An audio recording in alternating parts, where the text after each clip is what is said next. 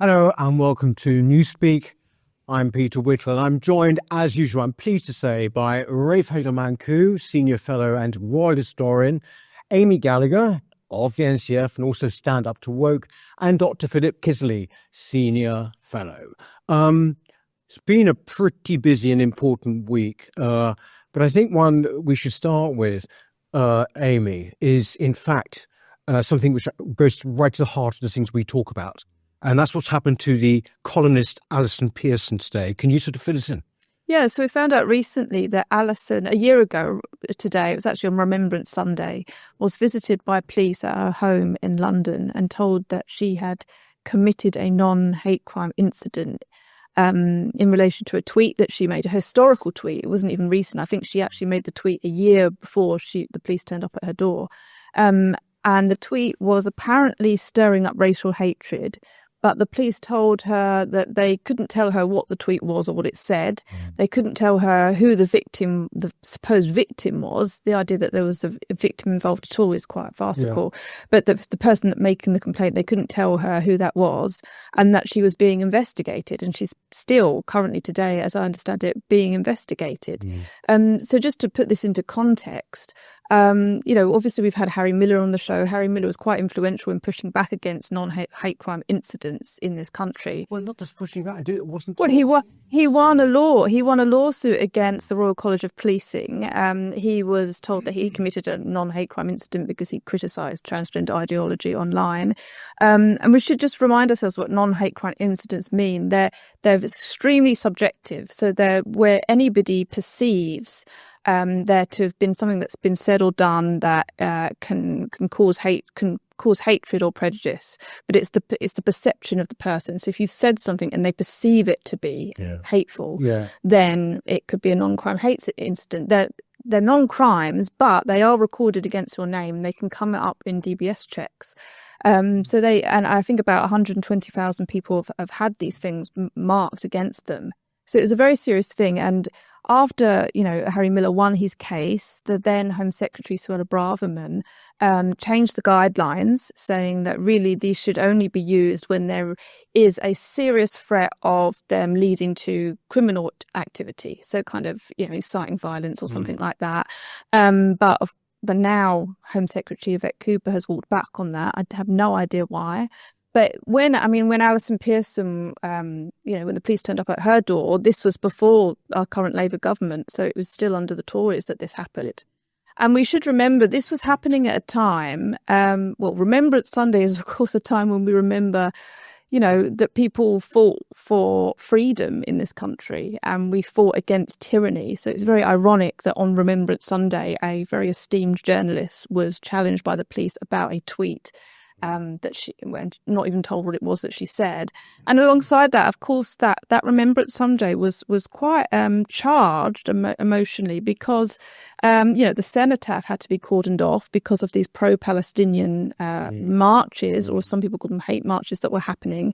We were seeing scenes of Jews being attacked. We were seeing people holding up the swastika. We've seen kind of war memorials being desecrated. There was a lot of hostility and violence happening on our streets. And yet the police decided to turn up at the door of Alison Pearson. You mentioned there, Amy, about these policemen. Frankly, I think probably they've got no notion that this is important, that there is any irony or paradox in this. But don't you think, Rafe? I mean, it's sort of, they went there talking about a victim, right? Why are they even using the word victim? Shouldn't it just be the supplicant or complainant? That's one of the many aspects or many chilling aspects of this, correcting Alison, who said, "Who was my accuser?" And then they automatically said, "the victim." The other most chilling aspect of this is that she still doesn't know precisely what the offence was, not only what tweets they're referring to, but also what the actual charge would be.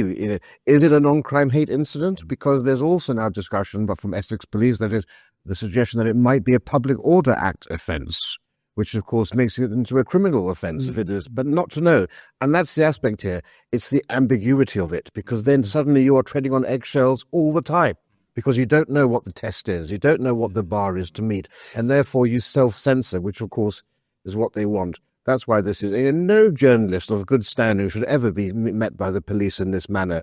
She's not the first. Fraser Nelson has now come out and said that the police came there over a Melanie Phillips column in The Spectator, and he didn't mention this at the time. No, now it's being mentioned, but you also had apparently, Darren Grimes was also contacted by the police over one simple slip of the tongue by David Starkey. A friend of mine, Dave Atherton, who's quite prominent on social media, he said he was visited by the police for a tweet he had put out, and he was summoned to a voluntary interview twice. But then they said, you'll be arrested if you don't come. Well, what sort of voluntary interview is that? When you're going there. I mean, this has been a huge experiment, the policing of speech in this country, and it's been a cataclysmic failure, and it's becoming ever more sinister when you see Yvette Cooper now completely ignoring what Suella Braverman had put in place quite clearly, which the police supported, because do remember, the police themselves don't want to be tied up in knots over policing speech, which is increasingly about policing hurt feelings. I mean, there was a chap on a bus who reported a non-crime hate incident because he was convinced people were looking at him a funny way because of the way that of his ethnicity. The police are being raked over the coals for not attending to shoplifting or house burglaries or car thefts because they're spending so much time policing online subject matters. Yeah, and this whole thing is supposed to be... There's no evidence, actually, for this, but what it's supposed to be is if you haul people in for a non-crime hate incident, then supposedly they're not going to go on to do more serious things. There's zero evidence that actually happens. It's interesting that they pick on Alison, and the pushback, especially online for this, has just been absolutely incredible.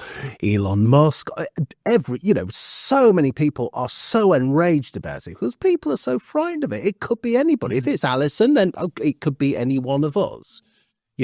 So the really interesting thing is that she is so well placed to fight back against this, and in a way, I think if there's one person who is a fighter, it's Alison. Then I think she'll relish she'll relish the. It's a gift to her, isn't it? Really? It's a gift. It's a gift to her, but also I think it shows as well. That Alison Bork's quite large in our world, isn't she? Yeah. But frankly, I bet they probably didn't even know who she was. No. Exactly. Yeah. Honestly, I mean, this is important. Yeah. Thinking about this and reading through this, there were two names that sprung to mind when I was reading this. One was Kafka, and the other was Orwell. And that really sums up the situation we're in. This is thought crime. This is Kafkaesque. There is no way out of this kind of stuff. You're guilty before being proven innocent. The person who's complaining is a victim. The police do not know what they're doing because they're not trained to do this kind of stuff. They're there to kind of sift evidence, present evidence. And now they're thinking about identity politics online. They're policing tweeters, and it's just going to end in tears for them. It's really going to end in tears for them. But you see, I sort of see this all as being part of a piece in the sense that, it is ridiculous, of course, and they should be doing burglaries and all of that. But essentially their job now is to basically manage a combustible situation that these people above them have brought about by mass immigration, multiculturalism. Wouldn't you say there used to be this view that the only way multiculturalism could work was by having speech prescribed? Yeah, it's no longer about sort of attending to serious crimes. It's about managing the situation and being seen to kind of be balanced. But of course, there's no balance when you're targeting innocent people and not attending to real crimes. But I guess they're showing that they're attending to all people across the political spectrum. But that's not what's happening at all. And yeah, it does feel like the police. I mean, obviously, we've talked about two-tier policing a lot on this show, but that's just now complete reality. It's not even. It's just a given now that the police are policing, unfairly, and that's the new world that we live in, and it's very scary, actually. And you do think that it really does have a chilling effect because, you'd see a journalist at the Telegraph, you think, oh, well, they wouldn't be as stupid as to go for her. And maybe it's because they didn't even know who she was, as you said. But still, it does have a very chilling effect where those of us who do podcast or just speak on Twitter or whatever think, well, they could turn up at my door at any point. And I find it myself a little bit that I hesitate a bit before I say something. I think most people don't. Well, a little bit. A little bit because of what's been happening, and you think it really can just happen to anybody. Yeah, but you're right, Peter. There can surely be no more damning indictment of mass immigration and multiculturalism than that the only way it can be seen to survive by suppressing the truth and by restricting our hard-won freedoms, and including the right to free speech. And it's telling, of course, that what was 14 years in government, the Tories failed to understand that the only way you can effect real change in this country is by repealing Labour legislation, repealing the Equalities Act, repealing the Human Rights Act. Conservatives never understand these things. The left do. What was the first thing the left did when they came to power with Starmer? Was they basically struck down the free speech and higher education bill. They understand exactly how to exert control over a society. We haven't. That's been the greatest calamity of the right. But just to finish the point, we're in such a dangerous situation with this because it's so obviously and transparently appeasement. It's appeasement of particular potentially violent groups, but it's also appeasement and pandering to a particular worldview, which is essentially the people who vote for this government. I know this kind of came in on underneath the other useless government, but now we will see this stuff go on steroids, and it's so patently political. It really is, as Amy says, it's frightening stuff. I should make that point again. This thing with Alison Pearson happened. Do you know, as of this week, those guys in Manchester who attacked the police at the airport still not been charged? No, still not been charged.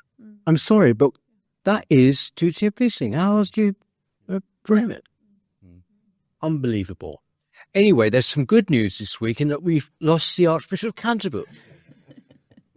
This is a story that's developed, and I spoke about it earlier on during the week. This was just to refresh people's memory, this is about a barrister initially called John Smythe, who abused more than 135 boys in the 1970s. He was an activist for the Church of England. And again, to put it into context, he beat 2 boys over 8,000 times with a cane. So this is sadistic paedophilia.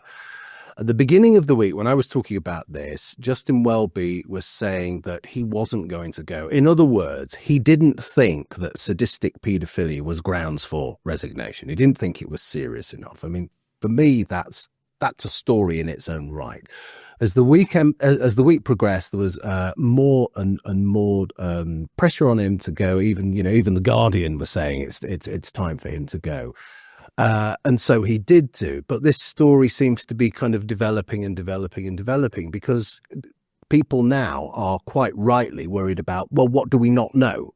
Who else is doing this and what else has been covered up? So he covered up these actions, which happened, as I say, in the 70s and 80s. He covered them up in 2013, and it's only now that this stuff is coming to light. So what else is happening? Bearing in mind, that what we've had with the Church of England over the last few years is a total embrace of things like critical race theory and gender ideology. And what is at the heart of gender ideology? It's queer theory. And queer theory, I'm sure many people know, is about breaking down the barriers, especially between adults and children, the natural sexual barriers between adults and children. Now, the Church of England have been behind this. They've been behind genderism. I'm not saying it's completely nefarious, but they are naive at best. This stuff will just carry on because it's outrageous. There's one thing that people cannot stand, I think, and it's people putting institutions before safeguarding, and the safeguarding of children in particular. I think of the Al Capone principle with this, is that I'm glad he's gone, but not, he should have gone for that reason, But, in a way, just like Al Capone was got for tax evasion, I look back at Welby and all of his appalling political statements, all the rest of it. And he's finally been it's like the BBC finally going because of technological change. Well, I mean, this It's the same thing. The Church of England are talking about reparations for slavery, okay, hundreds of years ago, yet they turn a blind eye to sadistic paedophilia yesterday. That's precisely as the Bible says, stop looking at the speck in your brother's eye, remove first a plank from your own eye, all of this. And mentioning the BBC is quite accurate because we're dealing with, this chap John Smythe was the Church of England's Jimmy Savile. Right? Let's make no mistake. And just like Jimmy Savile failed to be held to account within his own lifetime. I mean, doorstepped by Cathy Newman, one good thing she's done on Channel 4, but just before he died. But still, this is the issue, had Welby spoken up earlier, the police in this country and in South Africa could have taken action, because he then went on to abuse at least 100 more boys in Africa, one of whom died in mysterious circumstances too. Right, so this reminds you of Peter Lynch sort of a thing, there's innocent victims who could have been prevented from dying because of these do-gooders. And it's the arrogance of the man to think actually, my calling is far too important for me to resign over this issue, because I have to champion reparations, I have to champion gender ideology and all the rest of it. That's what's fundamentally at fault here. And people need to understand the full detail here, because you've got these, once again, the most ludicrous person in the public sphere right now is Rory Stewart, who has come out again to say Justin Welby is a good man, a decent man, a holy man. Well, I'm terribly sorry. He actually, Cox as well. There's a very good article by the Reverend Marcus Walker in The Spectator saying that actually Welby had discussions himself about this chap John Smythe back in 1978. And in 1982, there was an internal investigation in this church body with which John Smythe was very closely associated, and Welby was involved with all of that too. So he, and even the official report, which has led to his resignation, said that whilst we have no evidence that he directly knew, it's basically beyond a reasonable doubt, or on the balance of probabilities, it's inconceivable that he didn't know. So this goes long before 2013, and you just have to think how many people's lives have been ruined. And of course, he came down so hard on Johnson, the Archbishop of York, and others for far less serious omissions of dealing with things. And there are also 10 other bishops or so forth who also have essentially turned a blind eye to all of this. And so, I think if you live by the sword on those grounds, you should die by the sword. It's interesting, isn't it, actually, that, the guy who crowns the king and the man who also brought it to the nation via the BBC are both gone. Yeah. And looking back at that footage now, it's going to look very different when you see all these people and now what they're associated with. It says an awful lot about the moral framework in this country at the moment, doesn't it? Which is upside down, because I know this is about protecting the Church of England and all the rest of it, but we've talked about identity politics, and that plays into the equation. It feels as though in the public sphere, at least, and with certain commentators and with a certain class of person, paedophilia doesn't seem to be that serious to them. It's all, well, he's a good man. It's almost the kind of, he's done a lot for charity kind of thing. So it's almost as though we need to get back to, i.e. real Christianity, the 10 Commandments, and being a bit more strict about what we think, rather than this upside down morality of identity politics. One thing, you go to church, don't you? Yeah, I do. One thing that sort of struck me during his period, which is 2013? Is it right for you to know? Yeah. 10 is that the congregations have been in free fall.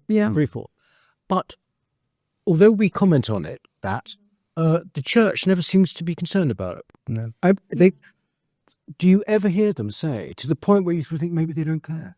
It's very interesting, because I think if you ask most Christians or even non-Christians, what are your biggest concerns about the Christian church as an institution? I think number one, they would say historic sexual abuse from priests and cover-ups and how that's tainted its reputation.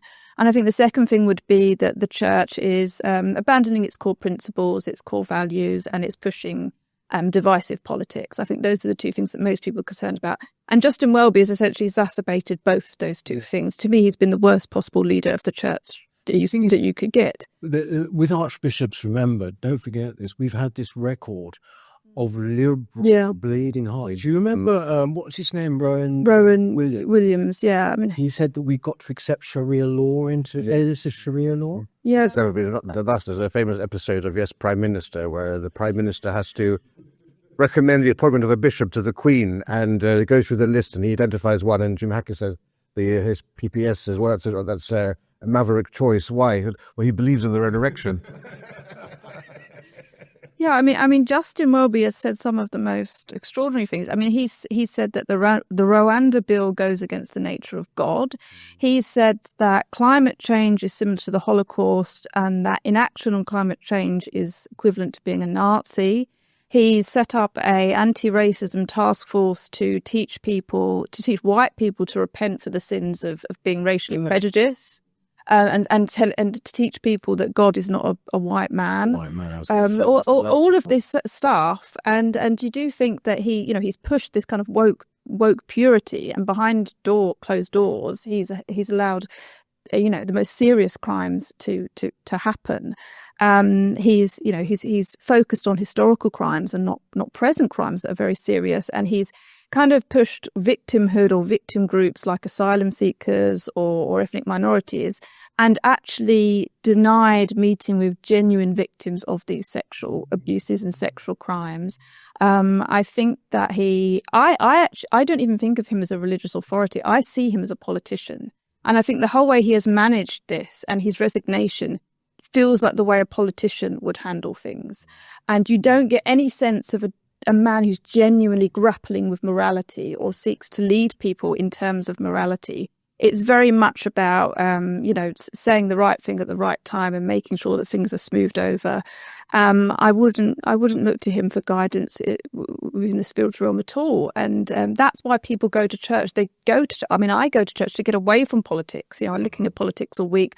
I want to go somewhere where I'm reminded about something bigger, something spiritual, something transcendent. And all he has done is push politics. And why would you go to church? And that is true of churches up and down the country on a Sunday morning. So and I know this because I go to church for exactly the same reason as well, to get away from politics.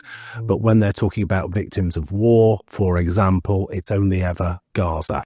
When they're talking about real catastrophe, it's the climate emergency.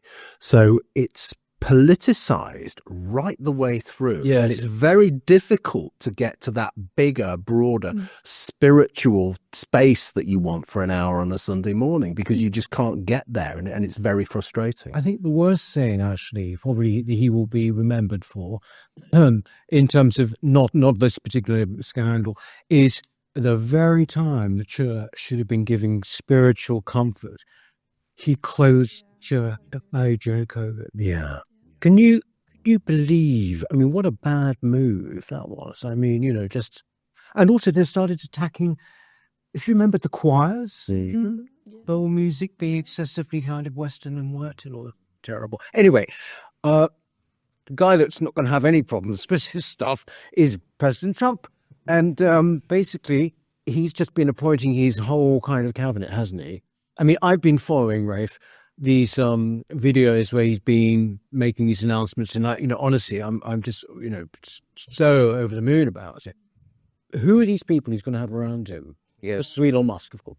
Envy is one of the 7 deadly sins, but I'm sure we are not the only one to be dripping with it, gazing over the ocean. Christmas has come early if you are an American common sense advocate here to see what can be done if you have the conviction. It just contrasts, what we've seen in the space of the last few days, contrast that to when Boris Johnson came to power and what could have been available in this country. But yes, so essentially he's put a team together to enact a radical plan to reverse the long march through the institutions and to recover to recover a sense of pride in America by essentially doing all the things we too often hear people say but not do. So that means engaging upon, he's appointed a guy called Tom Homan to be his border czar. And Tom Homan has said, former policeman who's been involved in the immigration enforcement under the last Trump administration. And he said brazenly on television, come and join us if you're a volunteer. We're going to embark upon the biggest policy of mass deportations in national history. Imagine someone here saying that. He was questioned at a congressional meeting by AOC, Alexandra Cortez, and she said, "Well, what about the separation of migrant families? Do you support that? What's your solution to the separation of migrant families?" He said, "Deport the whole family." I mean, that's precisely the sort of disruptor that you want. Yeah. And, from appointment after appointment, you're seeing disruptors come in. Some of them controversial, most notably Matt Gaetz, who'll be the new Attorney General, who is, even amongst Republicans, a controversial candidate because of some of the things he's done in his past, some of the charges against him.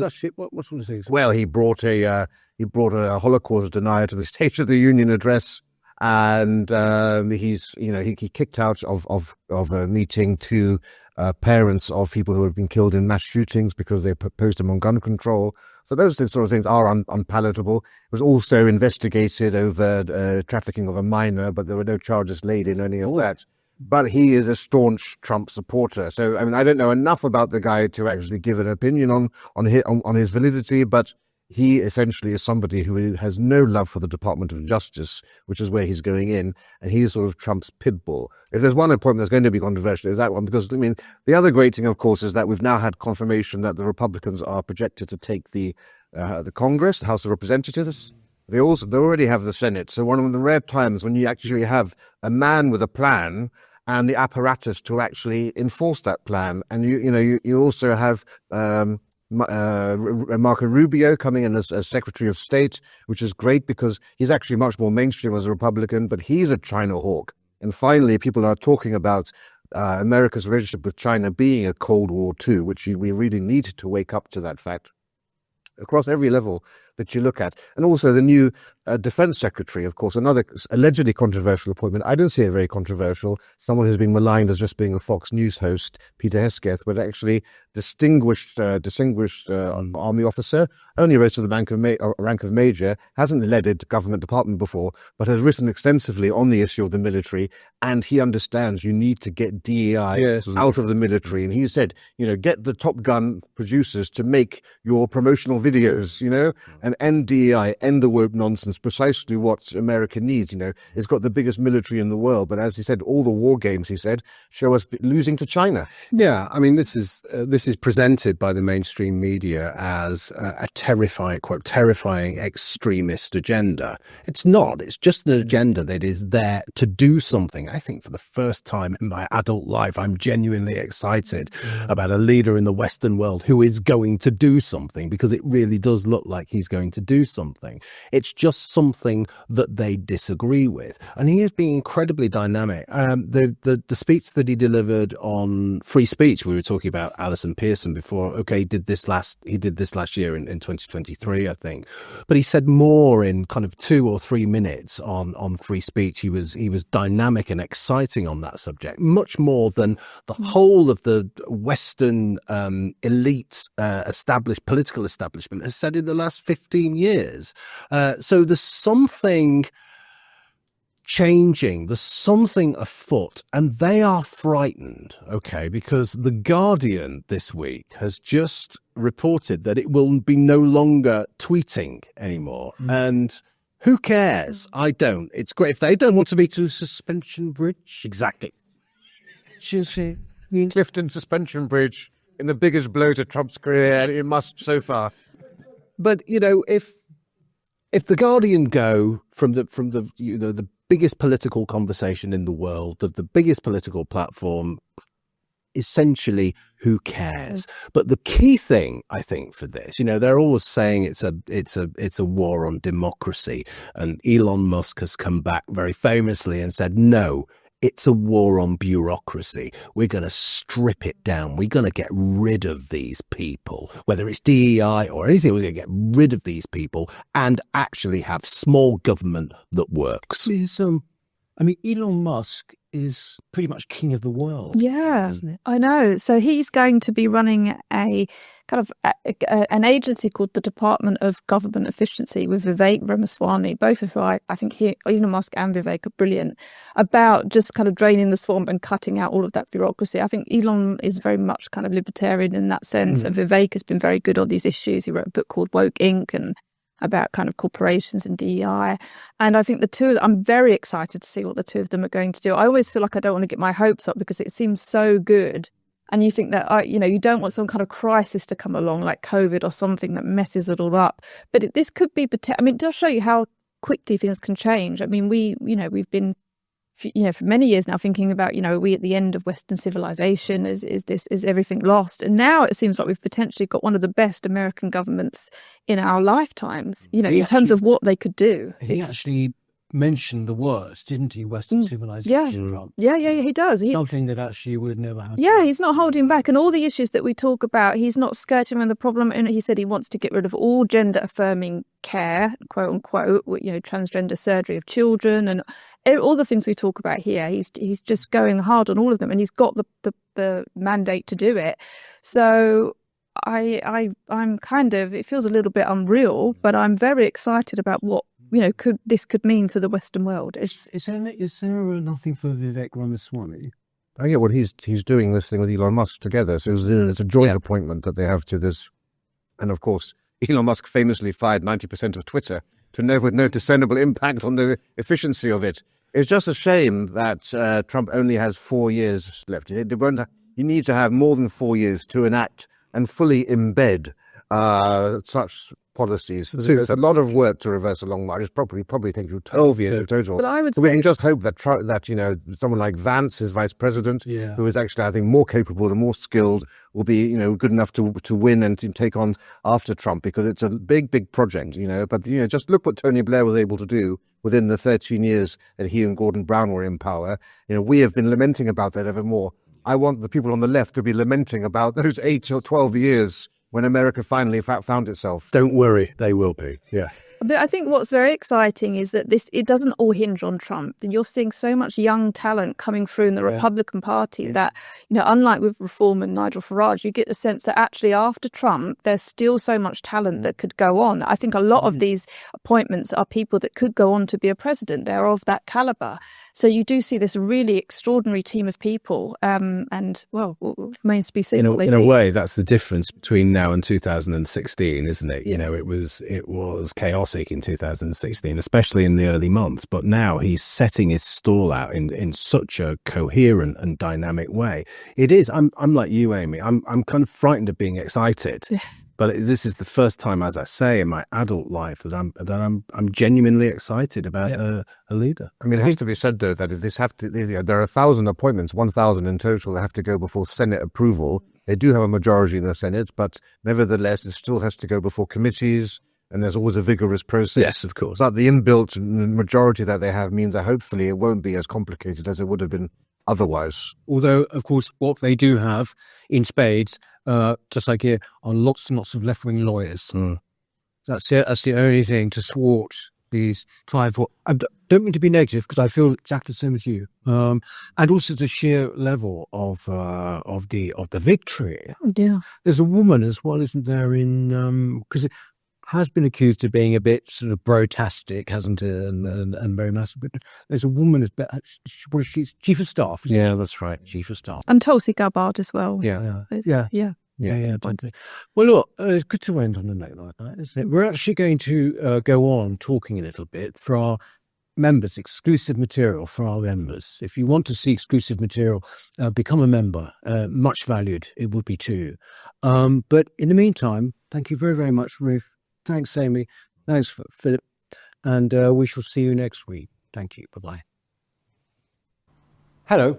If you're enjoying the New Culture Forum channel and you believe in our mission, may I invite you to join our membership scheme at the link below or on our website, newcultureforum.org.uk. Our work is more important now than ever, and we have great plans ahead for the future, but we can't do it without your support. From as little as £3 per month, you can help ensure that we continue on our mission.